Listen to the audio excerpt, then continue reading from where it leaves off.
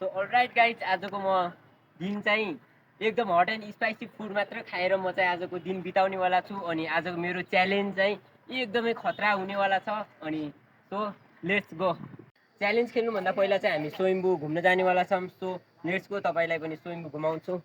अनि हामीलाई चाहिँ स्वयम्भू उकालो चढ्न एकदमै गाह्रो भइरहेको थियो, तर लास्टमा स्वयम्भूको टपमा पुग्दा चाहिँ हामीलाई एकदमै रमाइलो लाग्थ्यो। किनभने चाहिँ मैले चाहिँ काठमाडौँको फुल भ्यू हेर्न चाहिँ पाएको थिएन, त्यही भएर चाहिँ आज एकदमै रमाइलो लाग्यो। अनि हामी चाहिँ एकछिन त्यहाँ घुमघाम गरेर त्यसपछि चाहिँ हामी चाहिँ लाग्यौँ खाजा खानतिर। अनि आज चाहिँ च्यालेन्ज चाहिँ हट एन्ड स्पाइसी भएकोले गर्दा हामीले चाहिँ किमा नुडल एकदमै पिरो पिरोवाला चाहिँ मगाएको थियौँ। अनि एकछिनमा किमा नुडल पनि एकदमै पिरो पिरो खाएर हामी चाहिँ त्यसपछि लाग्यौँ अर्को हट एन्ड स्पाइसी फुड खोज्न। अनि हल्का अगाडि गएपछि हट एन्ड स्पाइसीवाला पानीपुरी चाहिँ मगायौँ। अनि हामीले चाहिँ हट एन्ड स्पाइसीवाला पिरो पिरो पानीपुरी खाएर त्यसपछि फेरि लाग्यौँ हामी चाहिँ घरतिर। अनि फेरि मलाई भोक लाग्यो जस्तो भयो, अनि म चाहिँ के खाम भयो। अनि फेरि गएर मैले पिरो पिरोवाला चिप्स खाएँ। पिरो र स्पाइसीवाला च्यालेन्ज खेल्न चाहिँ एकदमै गाह्रो हुने रहेछ, त्यही भएर चाहिँ अनि आजको दिन चाहिँ मेरो जो पिरो पिरोको चिज खाएर चाहिँ मेरो दिन बित्यो। अनि सो तपाईँहरूको चाहिँ कसरी बित्यो त्यो चाहिँ कमेन्ट गर्नुहोला।